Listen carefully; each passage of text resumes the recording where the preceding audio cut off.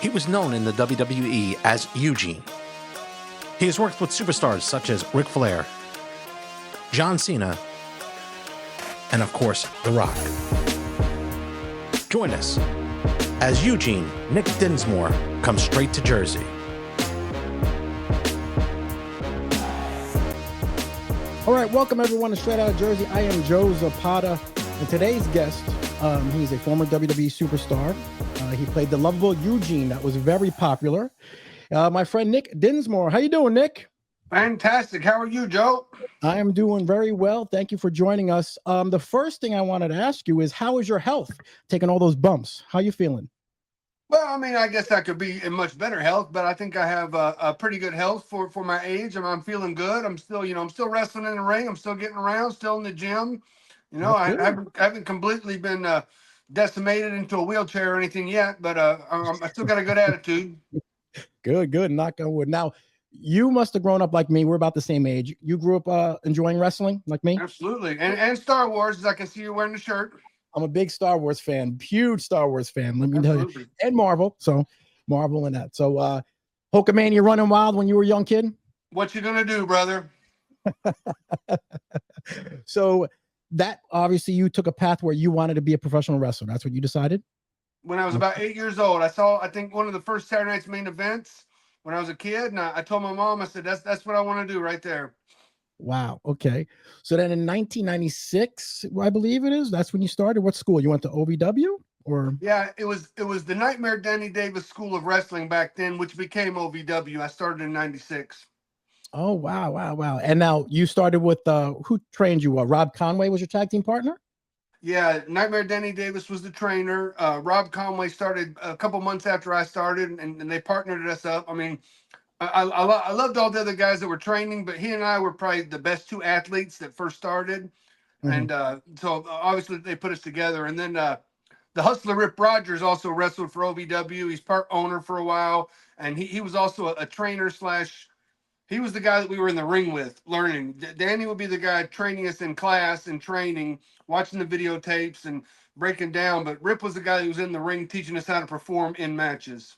Okay. And Jim Cornette, he owned the whole business? Is that what, did he own the OVW? Is that how it happened? Well, Danny Davis owned it, and then Rip owned a portion of it. And then about 99, 98, Cornette came in, and he bought a portion of the company. And that's when the affiliation with WWE came about and the developmental system started.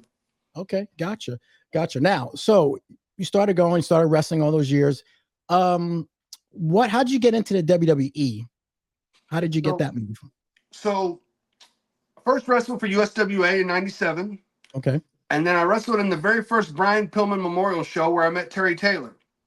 Terry Taylor at the time worked for WCW. He then called me into WCW. I did like 2 Nitros, 3 Thunders, and maybe 10 Saturday nights in 1998. And then Terry got released from WCW. He got hired by WWE. So in 1999, I was hired as a developmental contract in 1999. Wow. Now, Eugene character, that's what you're known for, obviously. Now, I heard Rip Rogers had a sort of a small deal in it because his son was artistic. Is that what happened? Yeah, it was, Rip would always try to get, like, I got signed in 99. I didn't debut until 2004. So I was in Louisville. I mean, I started in 96 wrestling for OVW, but I was there until 2004. So I was there for a long time. And he was constantly giving me ideas. What about this type character? What about this type character? And then he said, because his son has autism, the kid's brilliant. The kid just graduated college. But he's like, what about a character that might not be very social, that, might not be able to tie his shoes, but he can do everything that he's seen wrestling-wise because he's watched wrestling his whole life. And another little onion, peeling the onion layer of the Eugene character, Eugene was going to know all the trivia.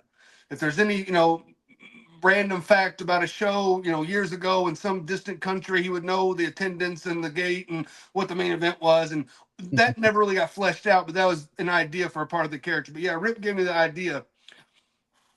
And then you sat down with Vince McMahon to try to push this character. Is that how it happened? So Rip gave me the idea about 2003. Okay. And then the agents would come down to Louisville every week, and I pitched the idea. I remember I pitched it to Arn Anderson. And I remember Arn be like, well, we're kind of more reality based now. I don't know about a gimmicky. We're not into gimmicks anymore. Okay. So I just filed the character in the back of my head, and I just kept wrestling. And at the time, I mean, all the agents, Fit Finley and Dean Malenko, were all like, you know, we got to find a spot for Nick. And I remember JR told me one time, he goes, we need a spot for you, but you don't have the facials. I mean, you kind of like Dean Malenko, you just kind of Iceman. So that's when I just started turning up the facials and just trying to do a little bit too much. Mm-hmm. The writers came down to Louisville, so I pitched the idea of the character to the writers. And I remember one of them was like, Vince would never do anything like that. Okay, whatever. So I just filed it back. Mm-hmm. And then I'd seen a lot of people that come to Louisville and not be from Louisville and complain about being in Louisville and then get called up to the main roster. And I tell guys that I have seminars with or guys that I train, the squeaky wheel gets the oil. So I told you know, all my friends had been called up. Conway had been called up. Doug Basham, Danny Basham had been called up. And I told Doug, I said, I think I'm going to quit and try to go to Japan. I didn't know anybody in Japan. This was pre-internet. Like there's no way to get online and look up New Japan or All Japan or anything, you know. I didn't know what I was going to do, but I said it. And Doug told Dean Malenko. Dean tells Johnny Ace. Next thing I know, February 2004, I'm sitting in a meeting with Vince McMahon.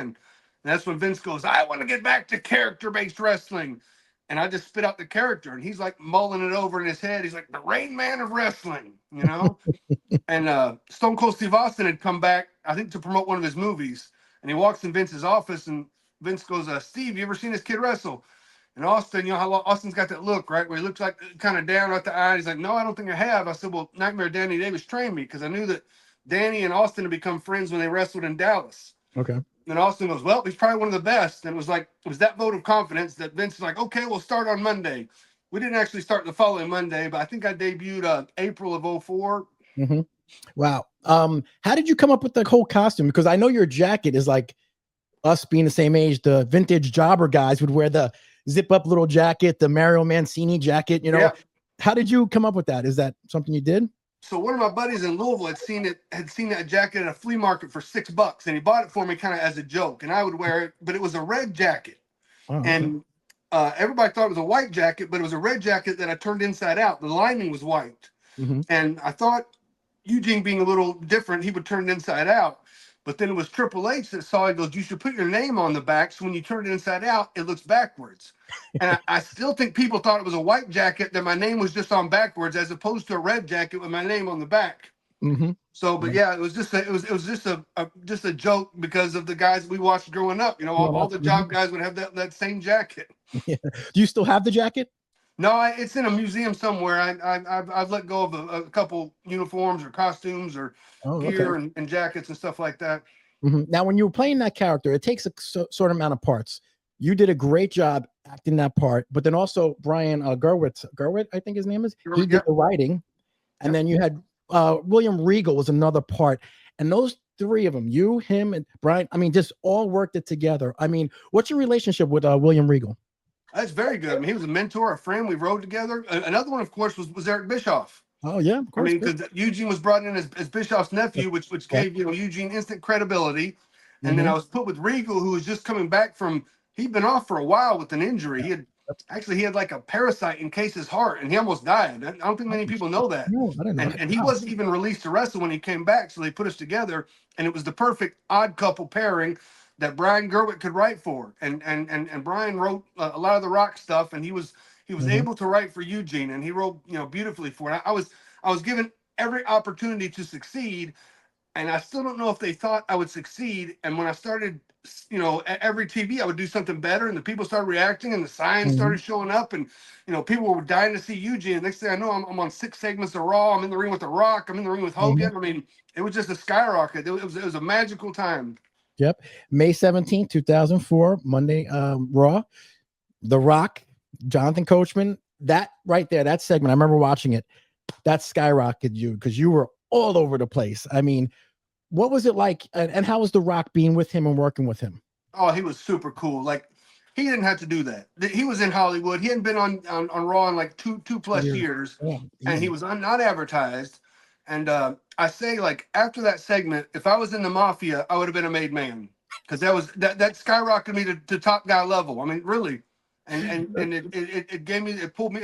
But that's what top guys do, is they reach down, they pull somebody else up, and that's what The Rock did. And I'm so thankful, I'm grateful, I'm forever thankful, because he didn't have to do that. He came on, he probably worked half that morning, and then he came from, we were in San Diego, so he came down, and I remember that morning, Sylvain Grenier, who's friends with Pat Patterson, Pat was in the production meeting. Sylvain comes to me, oh, they got this great idea for you. They're going to do this, they're going to do this, and it's going to be with The Rock, or it's going to be with Rhino. And I'm sitting there going, it'll be great, whatever it is. I mean, Rhino is no Rock, but The Rock's not going to show up. He hasn't been on TV. He's not going to. Some bitch walked through the door. I was like, oh my gosh. And I'm just going nuts.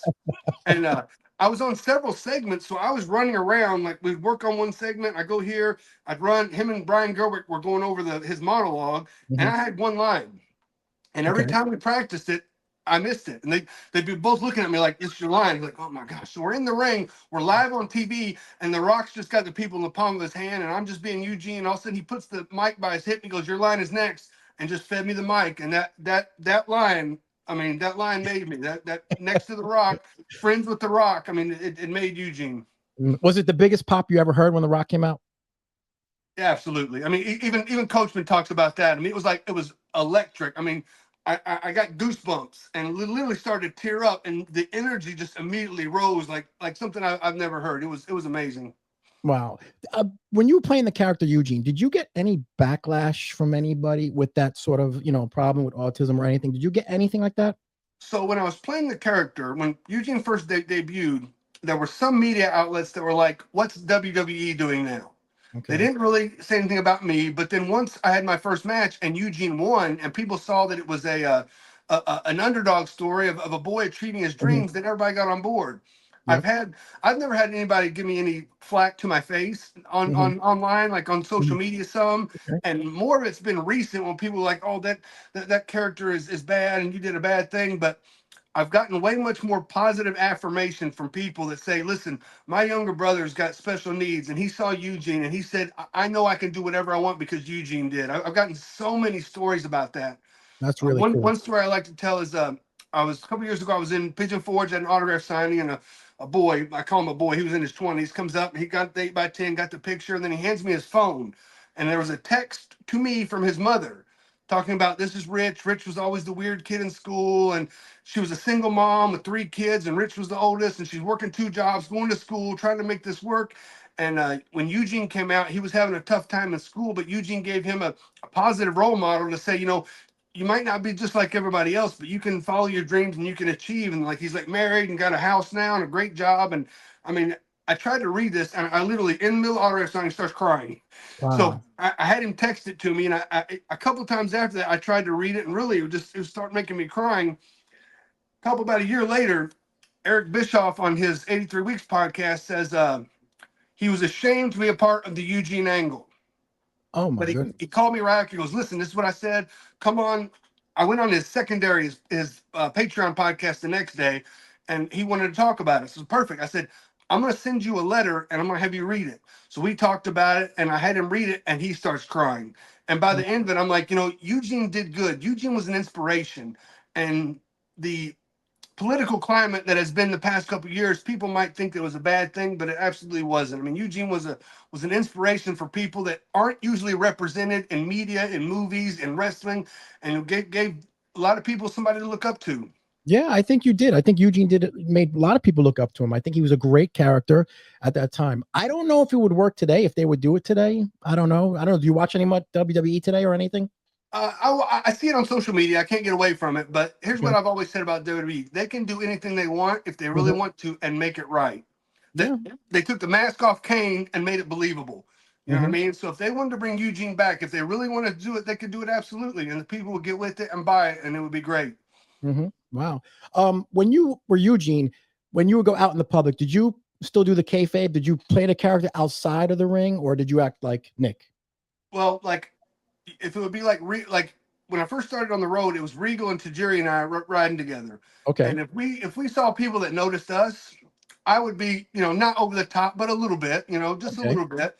Like I remember, I would drive sometimes. We pull into the building, and all the fans would be behind the fence waiting to get in the line. And they, oh, Eugene Regal to Jerry, and I would jump out and I'd be screaming, "I just got my learner's permit!" And Regal would be coming out faking the heart attack, and to Jerry would be, talking in Japanese. So yeah, we would have fun. Wow, that's pretty cool. I wanted to ask you, Vince McMahon. He's been a hot topic lately. When you worked with him, how was he? It was professional. I mean, it was like if you're a character that or an employee or talent that made money for him, he it was I never saw him get angry or yell unless he was on TV as Mr. McMahon. Oh wow. You know what I mean? And he had time for everybody, but I mean, I think when he first started WWF, he was kind of an equal with all the wrestlers or maybe on par, but eventually it came like the younger guys would come in, oh my gosh, this is Mr. McMahon. I've watched him on TV for 20 years, and it became different, and maybe he had a different relationship with people, but he was always cool to me and always nice, and I was always nervous or intimidated around him and the Undertaker. Those were the only two. You know what I mean? It's just a little bit like, oh my God, there's the Undertaker, there's Vince. I don't want to say anything bad. I don't want to, I remember I was on the calendar for one of the Christmas calendar photos where I had they had a onesie pajamas with the butt flap that opens up. Okay. And it was a little small for me, so I couldn't get the butt thing buttoned. So I took the photos, and then I was walking to the locker room, and that's when they had the Diva Search contest. So there's all the Diva Search girls. So Eugene's walking in the pajamas with his butt out, and then I hear Vince's voice, "Eugene, your ass is hanging out." And I just sprint to the locker room and like jump in there. I was like, oh, I don't know if he was angry or if he thought that was funny, but I didn't want to find out. I'm friends with a lot of the boys, like the older school guys. Tito's a friend of mine, and awesome guy. Man, he's a Jersey guy, Tito. So, they tell me some stories about Vince. Now, when you worked with him, you saw the documentary came out probably on Netflix. Did you see any of that behavior when you were around Vince at all, or no?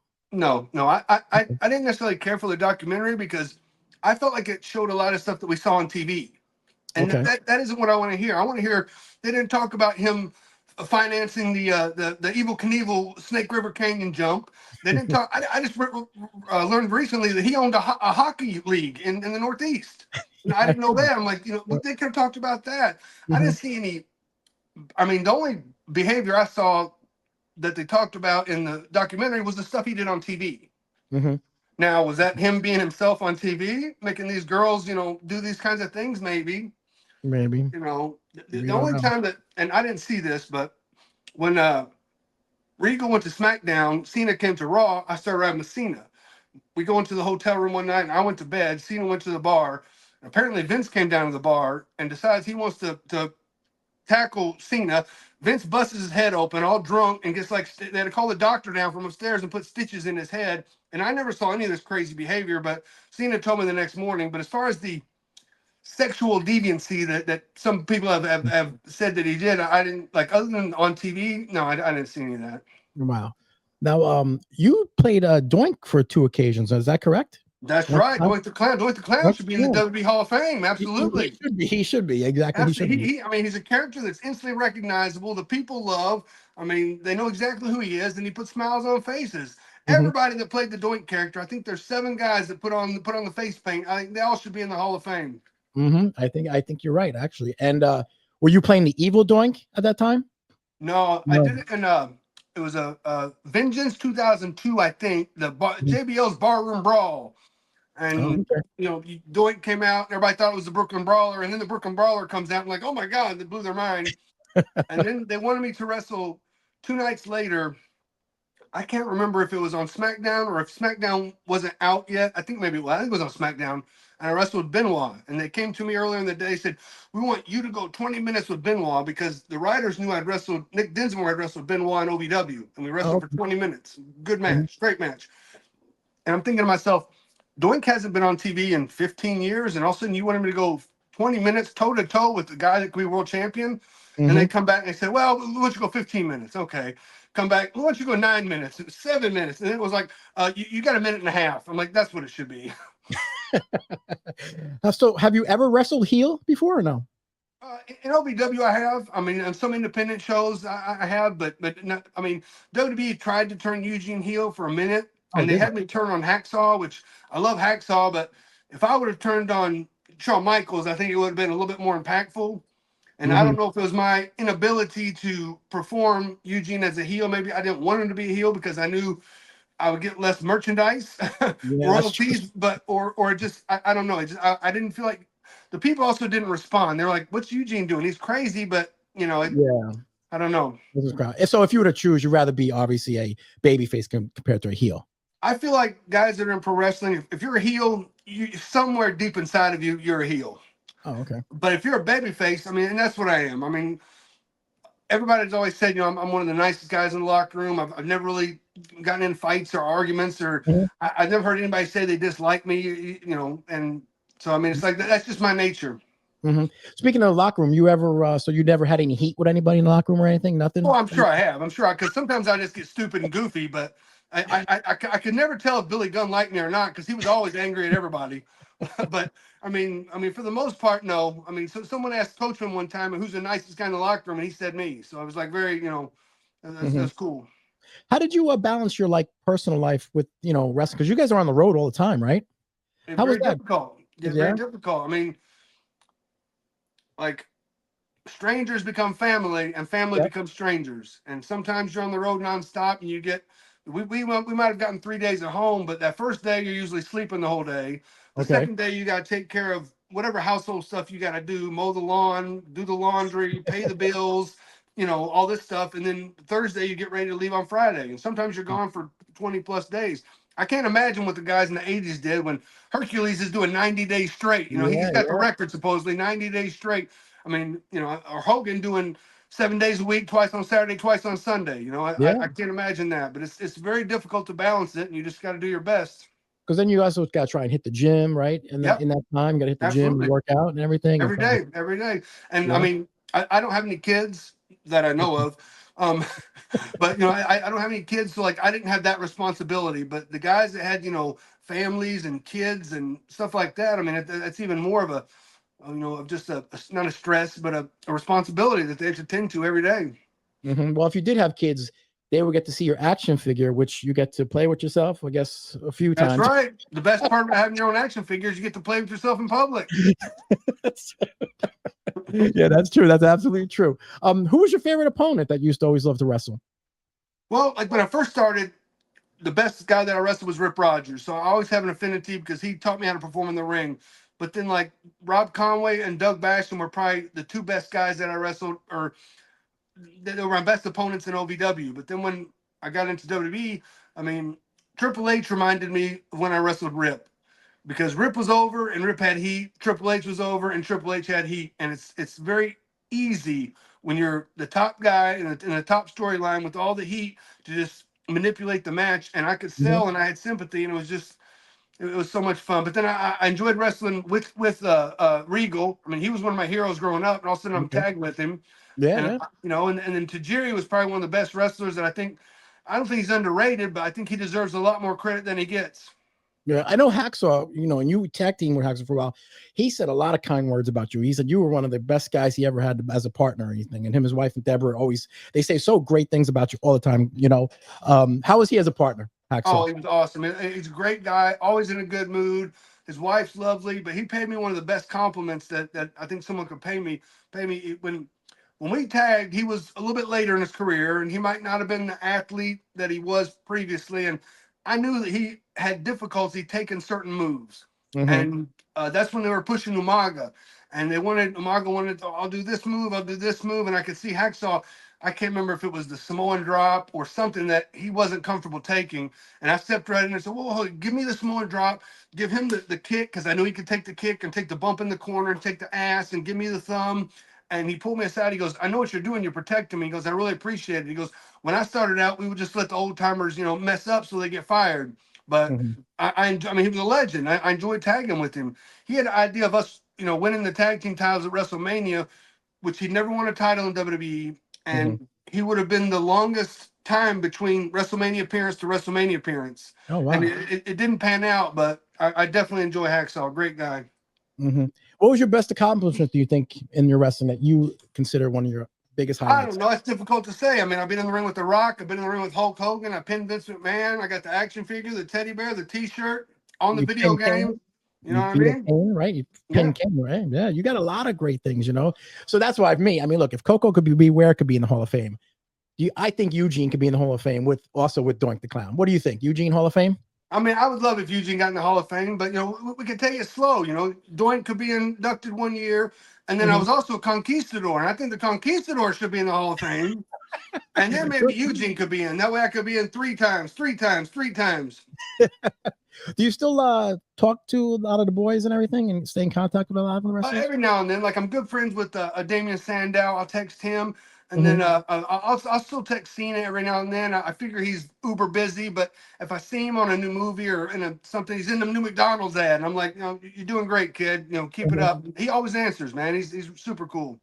Any chance of WWE return maybe again or something? Maybe. What do you think? I'm not opposed to it. My legal team tells me that I can neither confirm nor deny that I'm going to make a huge return this year, but That would be great if we saw Eugene come back at least another. One of the agents actually messaged me a couple years ago, and he said he pitched my name for the Royal Rumble. I said, well, if I'm in, I got to win it. I mean, I'm not putting anybody over.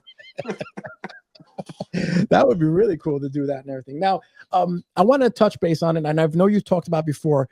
And like I said, if you don't want to mention anything, you had obviously some demons before too, going through some tough times. I've been there myself. With everything going on. Was it tough on the road with the drugs in the background and all that kind of stuff in the wrestling ring and all the stuff, the drinking? I mean, it was around, and if you wanted to find it, you could find it. My thing is I tore my patella tendon. Yeah. And that's right after I started on TV. I've been wrestling for 8, 9 years, and all of a sudden I'm in the best spot available. Now I'm out for what was supposed to be 9 months. Mm-hmm. The doctor cleared me after 6 months, and I don't know why they did that, because the first angle I went into was against Kurt Angle, and I couldn't run, I couldn't pivot, I couldn't turn. And if you watch some of those matches with him, I mean, I was a step slow with a world class athlete. Mm-hmm. So I was trying to, medicate myself to keep going. And then one night in Manchester, England, I took a little bit of this and took a little bit of that and a little bit of drink. And I go to Mm-hmm. set my food tray outside my door, and the door shuts on me. So there I am in the hallway in my underwear with no key. So I have to go down to the lobby to get a key. And I passed out right in the lobby when all the fans, all the office, Triple H, Ric Flair, everybody's in the bar, and there's Eugene in his underwear. And I end up getting a 9-week vacation to a little help assistance, and Mm-hmm. you know All right. Well, and now you also then went into NXT to help train people right down there, right? Correct? yeah, when they left FCW and started NXT in Orlando, I was in the first class of talent and trainers, and I was there for about 2 years. And man, that place is awesome. They have such a resource there. Anybody that goes there and doesn't succeed, I mean, it's got to be all on them, because you've got every opportunity to learn, to do promos, to do anything. I mean, it's a really cool setup down there. When you came up, did they teach that in OVW promos and all that stuff too? Yeah, but it wasn't as dialed in as NXT. Okay. When apparently when Triple H was moving from just being talent to being in the office, Vince goes, "I want you to go around to every department and check it out for 2 weeks, and then come back and give me a report." So Triple H goes to the accounting and to the overseas merchandise and the TV, and then he goes to the developmental, which was FCW, and he comes back and he goes, you know, everything in WWE has a degree of excellence, and the developmental it was an indie company that WWE contracted with, and that's what it was. So then Vince goes, okay, well, you're in charge of developmental. And that's when he moved it. He went to the New York Giants training facility and kind of looked at what they had, and that's Mhm. what he modeled the NXT building after. And it was just like, we did all that before, but it was an indie company trying to, it was Cornette, showing us how to do promos, which is great. Mhm. But I love Cornette, but his promos were his vision. You know what I Mhm. mean? Yeah, exactly. And No, yeah, that's pretty cool. Now, did you also suggest the first like live event in NXT or something like that? well, when the guys would come in, they're willing to invest 4 to 7 years, at least then 4 to 7 years in developing a talent. And there were some guys that had been there 2 years and had never wrestled in front of a live audience. Oh And wow. I'm like, that's where you learn. I'm like, why can't we take the less experienced guys, and let's have shows in here in the building with the guys that are on NXT as the fans. Mm. And at the time, the coaching staff was sometimes suppressive for creativity, is the best way I can say it. And but this was one of the most exciting things I saw in the building, because all of a sudden all the guys who were on TV could relax and just have fun, and all the underneath guys could then start to express themselves. Yeah, And right. it was a really great show. And they were like, oh, well, this building's not meant for live events. But then when COVID came around, all of a sudden they're having shows in the NXT building, WrestleMania in the NXT building, you know. Mhm. Yeah. What was your job at NXT? Did you just train people in the ring? Is that what you did? Yeah, there would be like myself, Norman Smiley, Sarah Del Rey, Billy Gunn, and Terry Taylor. And it was like they would start in my class, and my class was for either people with no experience or people that just got hired. And we would Mhm. do just basics, and it was their time to learn the system, learn how to get in the ring, learn how to take bumps if they don't know how to do it. And then they would move up to the next class, which would be Norman Smiley, which did a little more wrestling, and move up to Billy Gunn, who would then teach him a little bit more high spots in TV. And then Mhm. Terry Taylor was kind of like the finishing guy that taught him how to be stars. Wow. And mine was like, I was like the introductory guy that just kind of accepted all the talent and kind of helped them out. Wow. Now you started your own wrestling company, is that correct? To train Yeah. people? After I left being a coach, I moved to South Dakota, and I started a company there. It's called Midwest All Pro Wrestling. We ran for 7 years. Mm-hmm. When COVID hit, it took a big chunk on live events, and South Dakota didn't have the biggest population. So I feel like if I would have opened a wrestling company in Houston or Tampa or Phoenix with a large Mm-hmm. population, we might have been able to survive COVID. But with 185,000 people in Sioux Falls, it was kind of a death sentence for us. Mm-hmm. So what are you currently doing now as far as doing a lot of appearances and stuff like that? Is that what you're doing? Yeah. I'm living in Florida now. I'm still wrestling. I'm still getting booked. I just had a 2-month tour of Europe. I just had a 10-day tour of Canada. I'm leaving for Bangor, Maine this weekend. I'm still Wow. hanging and banging, thugging and bugging, limping and pimping. Doing it all. You're doing it all, everything. Wow, that's crazy. Now, and who was one of your best friends, would you say, in the business? Was it I know you mentioned before you were always with driving with Regal, right? But was he one of your best friends or closer friends in the business? Yeah, like when I first started, it's probably Conway, Doug Basham, Danny Basham. I Mm-hmm. mean, Danny Davis was a mentor, Rip was a mentor. But then when I started on the road, it was definitely Regal, and then I became really good friends with Tajiri, and I feel like that was a special relationship because when you can share a laugh with somebody whose first language is not English, Oh wow, yeah. share a joke. I just feel like Mhm. that's something really cool. And Tajiri, and then I'd always been friends with Cena when he came to Louisville. So when he moved to Raw, he and I are still good friends. Yeah, Batista, you're good friends with also too, right? Weren't you came up with Batista and OVW? Yeah. I mean, I don't know the word. I mean, we are friends. I don't know good friends. I mean, Okay. not bad friends, but I don't Okay. know him as well as probably I know Cena. But Okay. definitely without a doubt. I mean, he named me in his book, which I feel special about. So I mean, he was absolutely super cool. Wow, that's great. Well, like I said, thank you so much for your time and everything. You're super cool dude. When I talk and touch base with you, where can people find you? And I see you have your own podcast and you have your Instagram. Why don't you give us a shout out where people can find you, where people can locate you? I like my Twitter, which is at the letter Ugene. My last name Dinsmore, Dinsmore. I'm on Instagram, although I don't post a whole lot, but that's under my regular name, Nick Dinsmore. Regular name, my real name, my government name, whatever you want to say. But then the new project is the YouTube channel, which is Eugene Behind the Scenes, and Mhm. we're putting out videos all the time. We just put out one this week, which you were talking about the costume, Eugene costume. That's what the current Mhm. video is about. So Mhm. people check out and subscribe to Eugene Behind the Scenes. When are you coming up to New Jersey so we can go out and get some lunch? Man, I don't know, man. Do you know Eric Sims? Eric Sims brings me up to New Jersey every now and then. I don't know Eric Simmons. No, I don't know Eric Simmons, but I So know a lot of people. Eric's an agent, and he brings guys up a lot of the talent up to the New Jersey area. We're from there a lot, but I've been all over New Jersey. So hopefully I'll Yeah, be up there soon. yeah. Well, let me know. Hit me up so we can get up and grab some lunch and everything. Again, Nick, thank you so much for your time. And again, let's touch base again. You're the best, brother. Eugene Hall of Fame. That's what we're gonna Thank you, do. brother. Thank you. Bye Thanks, bye. man. All right. Bye-bye. Thanks, man.